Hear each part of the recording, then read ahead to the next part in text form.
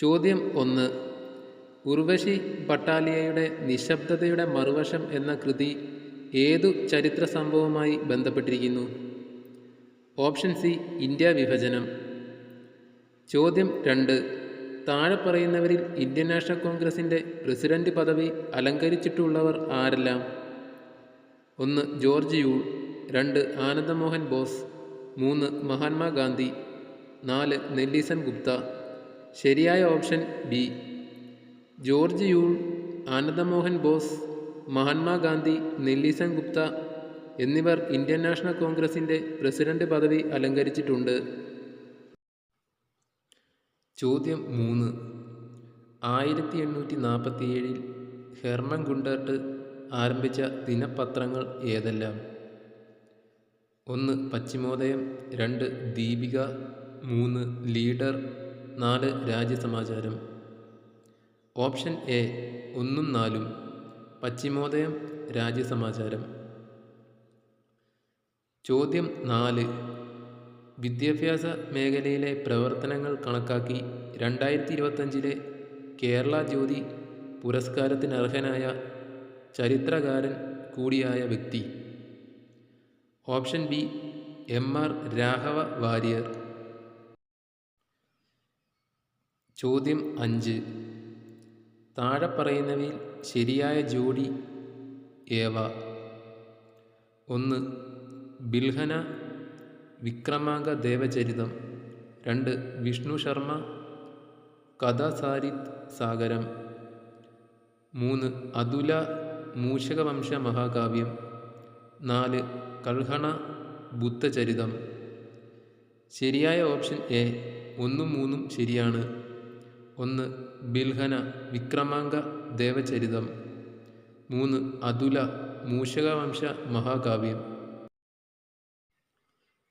ചോദ്യം 6. പ്രാതിനിധ്യമില്ലാതെ നികുതിയില്ല എന്ന മുദ്രാവാക്യം ഏത് വിപ്ലവവുമായി ബന്ധപ്പെട്ടതാണ്? ഓപ്ഷൻ സി, അമേരിക്കൻ സ്വാതന്ത്ര്യ സമരം. ചോദ്യം 7. ടോപ്പോഗ്രാഫിക് മാപ്പുകളിലെ കോണ്ടൂർ രേഖകളെ സംബന്ധിച്ച പ്രസ്താവനകളിൽ ശരിയായവ ഏതെല്ലാം? പ്രസ്താവനകൾ നോക്കാം. 1.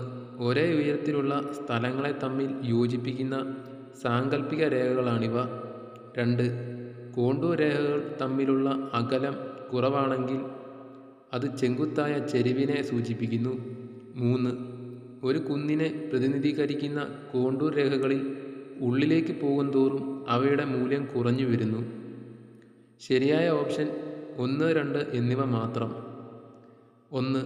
ഒരേ ഉയരത്തിലുള്ള സ്ഥലങ്ങളെ തമ്മിൽ യോജിപ്പിക്കുന്ന സാങ്കല്പിക രേഖകളാണിവ. 2. കോണ്ടൂർ രേഖകൾ തമ്മിലുള്ള അകലം കുറവാണെങ്കിൽ അത് ചെങ്കുത്തായ ചെരിവിനെ സൂചിപ്പിക്കുന്നു. ചോദ്യം 8. കേരളത്തിലെ ഭൂപ്രകൃതി വിഭാഗങ്ങളെ സംബന്ധിച്ച് വിസ്തൃതിയുടെ അടിസ്ഥാനത്തിൽ അവയെ ശരിയായ ക്രമത്തിൽ കൂടുതൽ വിസ്തൃതിയിൽ നിന്ന് കുറഞ്ഞതിലേക്ക് ക്രമീകരിക്കുക. ഓപ്ഷൻ എ, മലനാട്, ഇടനാട്, തീരപ്രദേശം.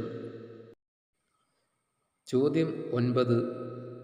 ഇന്ത്യയിലെ പ്രധാന തുറമുഖങ്ങളെ സംബന്ധിച്ച് താഴെ പറയുന്നവയിൽ തെറ്റായ പ്രസ്താവന ഏത്? ഓപ്ഷൻ ഡി, ഇന്ത്യയുടെ കിഴക്കൻ തീരത്ത് സ്ഥിതി ചെയ്യുന്ന ഒരു പ്രധാന തുറമുഖമാണ് കട്ല.